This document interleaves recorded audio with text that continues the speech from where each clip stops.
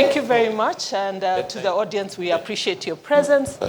We'll start with, in the interest of time, because I see Eric keeps hovering around the panels, we'll start with just having views from each person on the panel. You introduce yourself and then say 2-3 words on your thoughts around neighborhood convenience store. And then we will go deep dive into a few of the other questions. We'll start with Willie, or we start with Catherine. Gender matters. We'll start with Catherine. Good morning, everybody. My name is Catherine Nganga. I'm under retail listing in Bro, Kenya. Like Mark said earlier, our work is to matchmake. So we matchmake the landlords and the tenants, and we hope they sustain or they survive the marriage for 6 years. So Bro, Kenya have been in the country for the last 10 years. Okay. With different divisions under retail, valuations and research, property management, facilities. Yeah, and it's an honor to be under this panel. Willie? Great. There's another mic on. I didn't declare it wouldn't. There is a mic that is interfering with the flow. Yeah, so my name is Willie Kimani. The founder of Jazza Discounter. We are the first proper hard discounter in the market. We're trying to ape what Aldi, Lidl has done in the market out there, what Beam Supermarket has done out there, what some of the brands in South Africa are actually doing out there. And to be more specific, we are going to what is called the GT and the modern trade market, but coming in with a very different particular product. We believe the current market economic proposition supports exactly that. As we see Kenyans now giving up choice for value. And that means they're actually more eager. The whole way of how retailers used to shop, they're actually able to say, hey, it's no longer about the brand, it's about what can actually be. I don't have to clean my toilet with Harpic. I can clean with the best toilet cleaner that's actually out there. I don't have to use this particular tissue paper, I have to use XYZ. That's exactly what you're doing. And for matters particular retail and real estate, that means in essence people can be able to go and look for that retailer, not necessarily location. We're challenging that bit of location, and saying we can actually not be in the first line of the most premium retail estate, we can actually be on the second line, which is exactly what we see in other markets like in Turkey market, what we're seeing in the bodegas out there in South America and the like. That is exactly what you're actually up here and proposing for. Thank you. Gianni? Thanks, Wambui. Good morning. My name is Gianni Mwaneki. I'm the head of property for Java House Africa. Java House is currently the largest casual dining restaurant in East Africa. We have about 89 restaurants in Kenya, Uganda, and Rwanda. So I believe everyone knows about Java. My thoughts on this topic is I think we need to look at it from 3 angles. One is the developer, the other one is the tenant, and the other one is the consumer. So if we look at all angles, you'll see that all of them have different tastes, different preferences. So when you look at it, you'll see that the Kenyan consumer will say, okay, I prefer malls because of this. But the developer will tell you, I prefer convenience because of, one big thing is CapEx. So I think we'll have to dig deep into that and then see how all 3 benefit or they don't benefit. Yeah. Thank you. Mark? Thank you, Wambui. My name is Mark Moka. I'm an architect at Bugaman & Partners Architects, Kenya and South Africa. Biggest firm in Africa, 96th biggest in the world. We've worked on a couple of retail, both South Africa, Kenya, Mauritius, and all across Africa.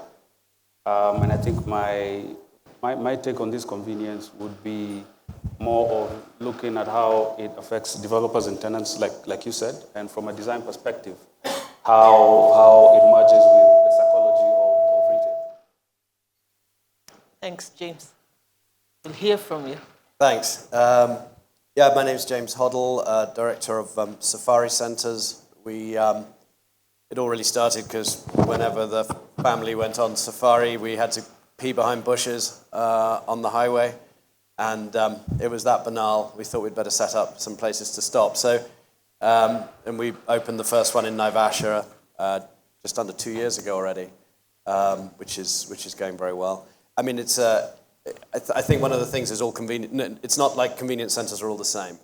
And, you know, the sort of stuff that Willie does would be very different to the sort of stuff that the Safari Centres is. But, you know, ultimately it's bringing in the right group of tenants to satisfy the right group of consumers.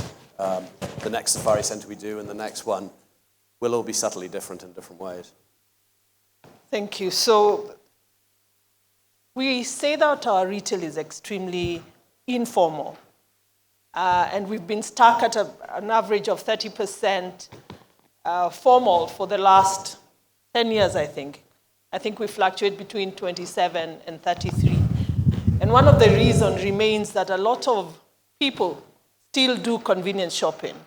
In a traditional sense, we have kiosks that then everyone kind of will eventually shop at when they're not in the supermarket, which we say is an average of 3 times in a month. So the rest of the time, you'll be shopping in your local neighborhood. And I guess that is where the neighborhood convenience is catching on to the formal sector. I would want to hear your views on that, and I think I'll start with Catherine, on what do you think is propelling that growth of strip malls? I think what's propelling the growth of strip malls could be, number one, the convenience that comes with it. We've seen that now shoppers want to go a place where they go in and out and get the daily goods that they need. Then number two, we'll see that urbanization has played a big part of it. With the population growing, so you find that there's need to serve that growing community. I think those are the two major things. And we'll see also the different, I would say the different need or shopping experience needs that different consumers need. So see an involvement of their needs. So you find that convenience stores are able to serve the daily needs of that particular population or that community. So find that there's need to serve that community, and instead of driving all the way to go to a traditional mall, you find that they need to be served in that location and get the goods in there. Jenny, I would want to ask, based on your product, Yes. how does it compare being in a mall and being in a strip mall? And do you have any Javas in strip malls? Yes, we do. So I believe there's a strip mall and then there's the enclosed mall. Yeah. It's interesting because the tenant mixes are slightly different. So sometimes in strip mall you do find that it's a combination of office space, supermarket. I mean, you find sometimes there's no specific anchor tenant. So there's different, I would say, mini anchor tenants, so including a restaurant. Enclosed malls have a better variety, I think, because of the, how would I put it? It's more appealing. Well, I'm talking about from a Kenyan market point of view. If you currently look at our mall portfolio, especially within Nairobi, you find that, I mean, the sizes, they're quite big, so they host more retailers. So you do find that the consumer prefers going actually to the big malls, especially over the weekends. So they do their shopping, go to the movies, and then after that they go their coffee or lunch. So you have business transcending a whole day, as opposed to a strip mall where it's certain intervals. Yeah, probably there's an office in a strip mall. They come for a meeting, and then go. So from a performance point of view, I would think enclosed malls are doing better. Willie, vast knowledge and experience in this sector, and you've had the experience of both. What would be your view? Yeah, the fact is this. Kenyans love the good things in life. They want to go to Sarit Center, take their Insta photos there, enjoy the new rooftop restaurant and stuff like that. But the reality of the matter is also Monday to Sunday, they have to buy bread every day, milk every day, and also other things. And they also need to consolidate. So the thing is, they want that particular experience of a Sarit experience in Buruburu. So at that particular point, do we have investors ready to put up those big malls there? Yes, some of them have put them up. Are they filled up? No, they can't. So what's coming up? Proper street malls. And the more you start seeing this, retailers have also started giving, it's no longer the Nakumat days when you need it, you've got it. And you have a supermarket that has from A to Z. So most retailers are now shrinking their assortment and their SKUs. That means less space that is required. And that means also, of course, that means more particular ones. And that's why you will love what the General Madenge, where you have zucchini is. You love whatever that's come up there. You love what Naivas has done on Kengara Road. There, and you can actually see the same thing happening and all that. If you look at, for example, the Seattle Mall approach and all those things, the key thing is things in life are changing. I have some stores in Kayole and have stores in Utawala. You'll be shocked that Utawala at 1 a.m. Mama Mboga is still operating. Still operating. That particular person can't operate in a mall. But also the people who are shopping there, these are the guys who work in the airport, and also guys, they want some nice way of, the same way I said that the Sarit kind of experience. So how do you do? Then you're now finding very nice, very unique strip malls that are actually showing up.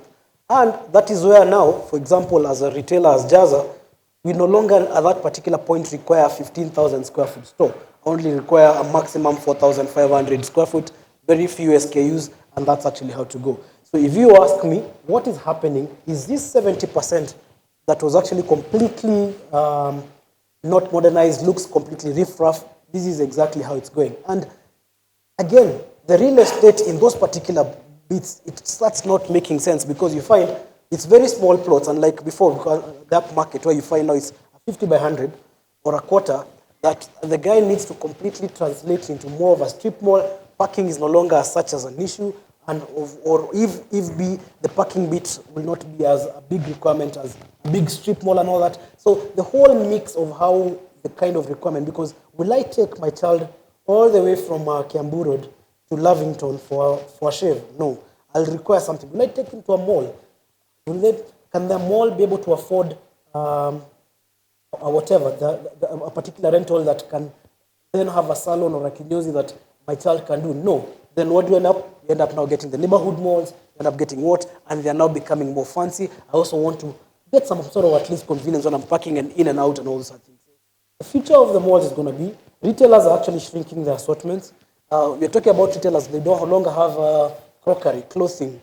Majority of the retailers are shedding off that and all that.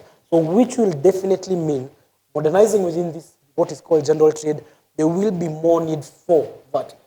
But again, and I actually pick from the last panel discussion that was there, even the big malls that are there, the occupancy rates, where we are, not going to make sense. Yeah. So I think we are almost nearing what you can actually call the end of having, if you go to Nakuru, can you add any more big malls? What needs to come up then? Proper, smaller outfits and also things. And that is where retailers like ourselves, we believe we are going to also be coming in and just cracking it all. Thank you very much. James, I'll jump to you from there. You've given us a reason to want to go to Naivasha. It's a reason to make that drive so that you can stop off at Safari Center. How's that experience? Picking off from size and the convenience and beauty that you're affording the consumers. Yeah, I mean, look, there's advantages and disadvantages to strip malls, or to convenience centres. I mean, one of the advantages is that you should be able to build them relatively cheaply. And the other advantage is you've got limited amount of letting to do. you can maintain pretty much close to 100% occupancy if you don't get too greedy and build too much up front. And in terms of return on investment, it can be very positive very quickly. The disadvantage you have is price of land, because you can't build expansive grade parking and single-story buildings on 400 million bob an acre land. So you're ending up with a really sort of mixed bag of convenience coming up. Ours, as I said at the beginning, ours is really serves a certain purpose. When we do the next one in Makutano, it'll be different. It'll be just more roadside because we don't have the local catchment. We're doing one with Bukitman designing for us in Kitengela. That will be bigger. Why? Because neither of us want to take a 3,500 meter store. So you can see you adjust everything, match. I think the fundamentals is with strip malls is I think you can make them very profitable. It's one of the only forms of development out there where you can get a 20% initial yield. And it's the only thing that'll give you an initial yield ahead of bank debt. Right. Was killing us all. And I think it's probably the only place occupancy rates must be very high. I don't see empty spaces in any of the strip malls that exist. Yeah, but that'll happen. Because everyone, Kenyans are very good at copying the next idea that comes along. So that we are. I'm expecting to see hundreds of strip malls before long, and half of them will be empty. Yeah. It'll be a bit the same as the regular malls that we went through, over the last.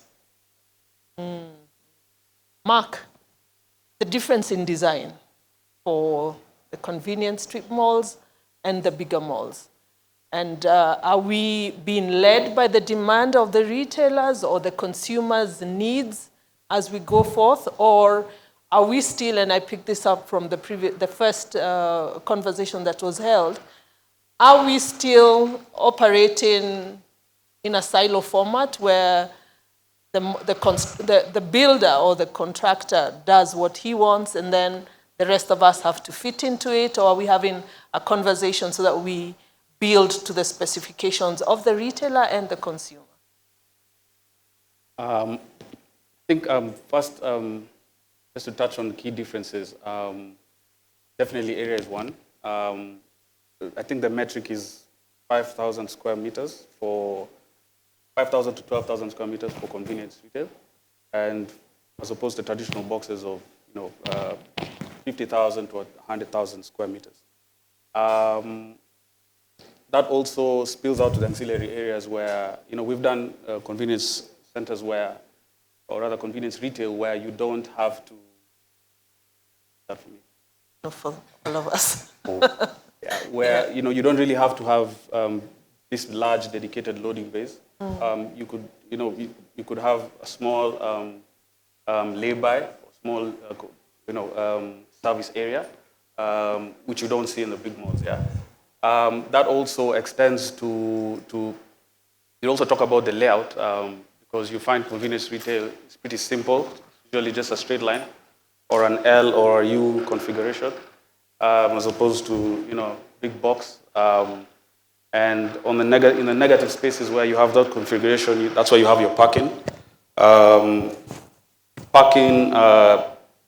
Parking becomes also less and less. I think we've worked with convenience retail where you have 2.5, 2.8 parking bays per 100 square meters, as opposed to the big mall where you have 4 to 5.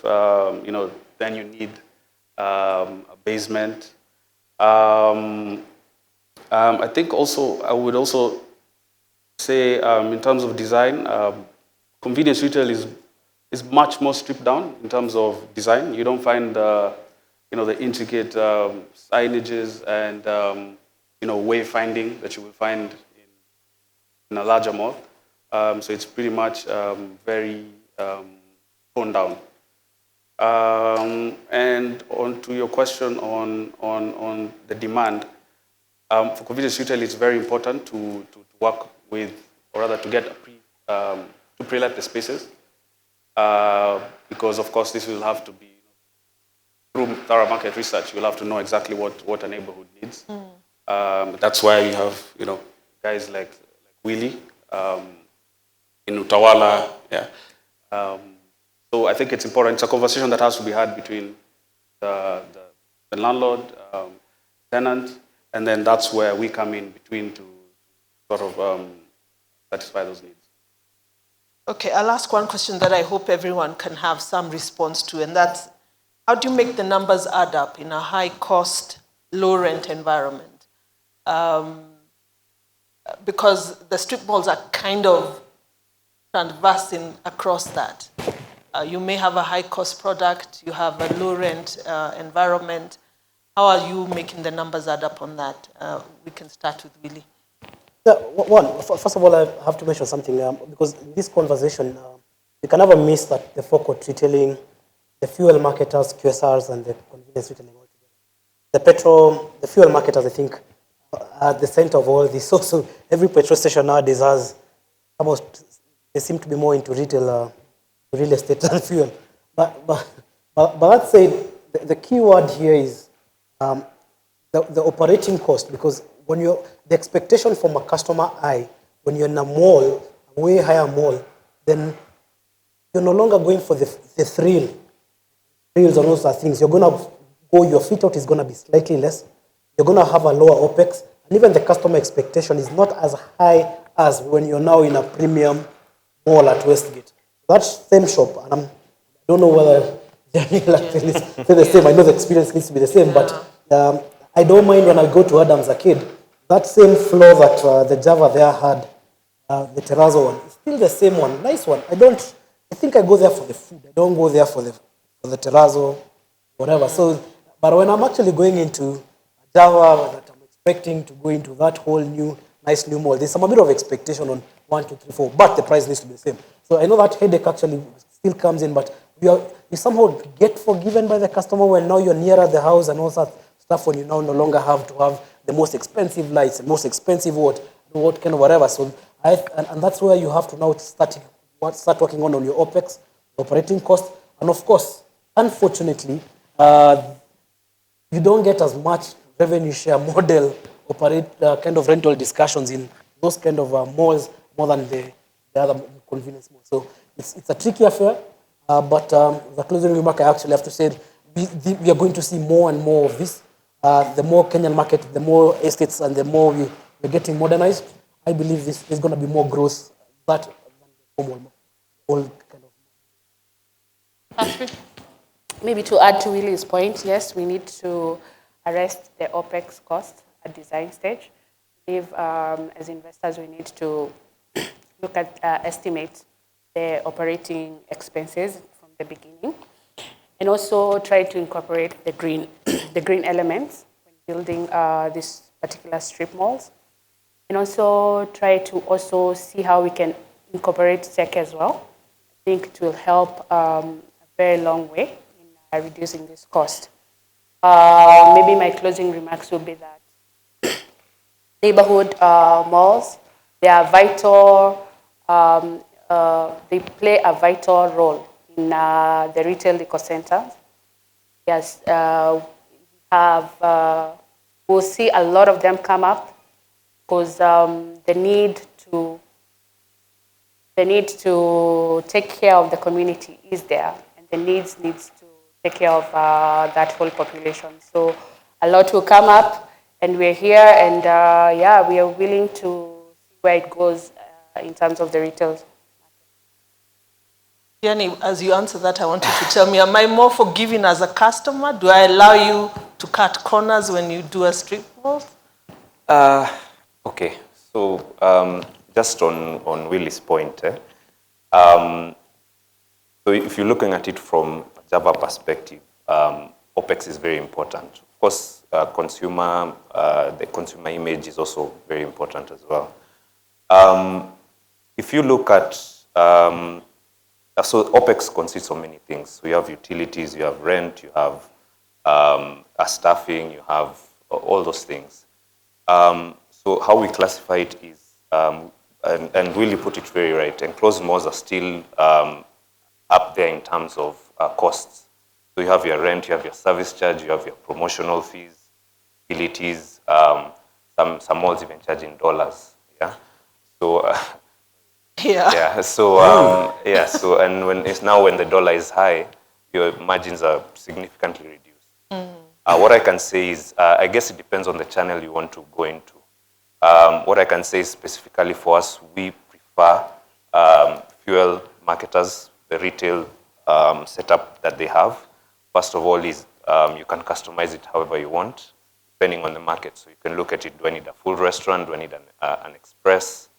And I think you've seen all of this across Nairobi, where we've set up different models in terms of restaurant setup. So yes, that is one factor, OPEX. The other one is consumers' preference. Out of town customers, out of Nairobi customers are different from Nairobi customers. Go to Nakuru West Side Mall, it's full to capacity. You go there during holidays. It's just because they feel like it's something new that they need to experience. And you mix that with the transit location. I mean, the guys traveling along that road. So you have to look at it from many different perspectives. If it's an untapped market, what do they like? Yeah. If it's Nairobi section, what's their preference? Eastlands, do they want a strip mall, or do they like going into the stations, or is it Westlands? Do they like Sarit? I have to be there, you know, Instagram photos with the junctions, you know. So demographic also matters. Thank you, Mark. I think I'll talk about the capex because that's where we come in. I think definitely, of course, the biggest capex being the construction process. Definitely, we need to start rather for the convenience center. You know, there's a quick turnaround time because, of course, obviously because of the bulk that they have. I think if you look at, if you start working with steel technology and the light gauge steel that we're more and more seeing, then get it at a shorter time. We're doing currently about 8 months for about 5,000 square. Secondly, I think I would also mention, I think for convenience retail, even from a consultant's perspective, you will not really, or rather you will not really need a large consultant team like as opposed to a traditional model, where you would find a way finding consultant. In some cases, you actually don't even need a tenant coordinator, right? I think another area where cost benefit comes in is on the regulatory compliance aspect. It's much easier to navigate the regulatory landscape. Yeah. Talking of convenience, because again of the low bulk and low complexity. So I think those are the areas where capex can significantly come down. And in closing, I would say definitely urban migration is a thing. Therefore, neighborhood areas will sprout more and more.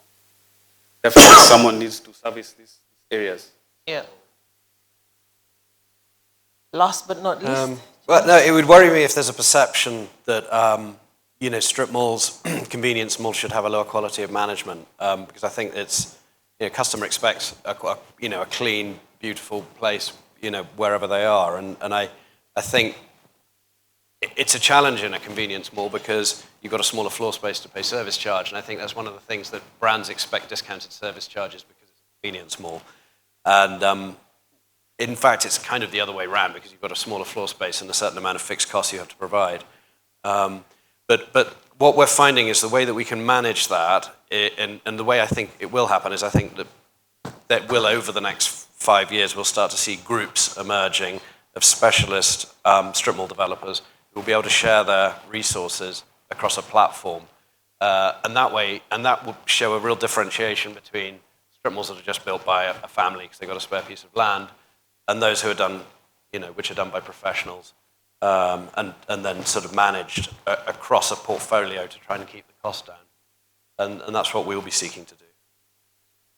Thank you very much. I think what we can conclude by saying is that as we go forth, the formality of retail is going to grow because of the street malls. I think it's what's going to open up more areas. And I know we owe some gratitude, I guess, to the devolution of the country, because then it sets up new centers of power and facilitates the retail sector to open up in more areas. So thank you very much.